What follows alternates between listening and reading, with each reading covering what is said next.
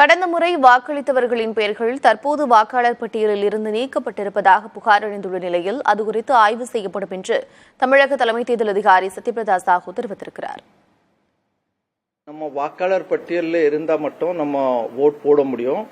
அதனால நம்ம தொடர்ந்து செப்டம்பர் மாதத்துலேருந்து அது சொல்லிட்டு வந்திருக்கிறோம். இந்த ஸ்பெஷல் சம்மர் ரிவிஷன் டைம்லேருந்து நம்ம பேரெல்லாம் இருக்கிறதா நீக்கப்பட்டுறதா அதெல்லாம் நம்ம பார்த்துட்டே இருக்கணும். ஸோ இப்போ கடைசியில் பார்க்கும்போது ஆக்சுவலாக லாஸ்ட் மினிட்ல நம்ம ஆட் பண்ணுறதுக்கு பேர் வேறு நம்ம ஆட் பண்ணுறதுக்கு நிற்கிறதுக்கும் வேறு ஒரு ஃபெசிலிட்டி இல்லை. 20ஆம் தேதி மார்ச் 20 வரைக்கும் நம்ம கடைசியாக ஃபார்ம்ஸ் எல்லாம் நம்ம வாங்கியிருந்தோம். சாரி